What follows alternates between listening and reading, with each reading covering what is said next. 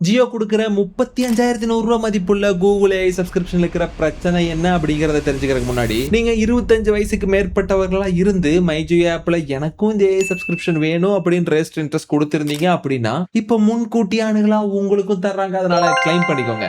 இந்த AI bro சப்ஸ்கிரிப்ஷன்ல Google ஜெமினியோட வேகமான நீண்ட மற்றும் யோசிச்சு சொல்லக்கூடிய பதில்கள் கிடைக்கும். ஏஐ பயன்படுத்தி காணொளிகள் உருவாக்குற கூகுளோட வியோ, விஸ்க், ஃப்ளோ மாதிரியான பயன்பாடுகளும் கிடைக்கும். இது மட்டும் இல்லாம உங்க கூகுள் கணக்கோட இலவச நினைவக பயன்பாடு அளவு 15 ஜிபில இருந்து 2 டிபியா உயரும். ஆனா இங்கதான் பிரச்சனையே ஆரம்பிக்குது. அதிகமான ஸ்டோரேஜ் கிடைக்கிறது நல்லது தானே. கூகுள் போட்டோஸ்ல நிறைய படங்கள், காணொளிகளை பதிவேற்றிக்க முடியும், கூகுள் டிரைவ்ல நிறைய கோப்புகளை பதிவேற்றிக்க முடியும் அப்படின்னு நினைச்சோம்னா அது வெறும் 18 மாசத்துக்கு மட்டும் தான் பண்ண முடியும். அதுக்கப்புறம் தொடர்ந்து பயன்படுத்துறதுக்கு நீங்க கூகுளுக்கு காசு கட்ட வேண்டியிருக்கும். 100 ஜிபிக்கே 130 ரூபாய் மாசம் சந்தா செலுத்தணும். இது மட்டும் இல்லாம அவங்க கொடுக்குற 15 ஜிபி அப்படிங்கறத நீங்க மீறினதுக்கு அப்புறம் கூகுள் டிரைவ், கூகுள் போட்டோஸ்ல புதுசா எந்த கோப்புகளையும் பதிவேற்ற முடியாது.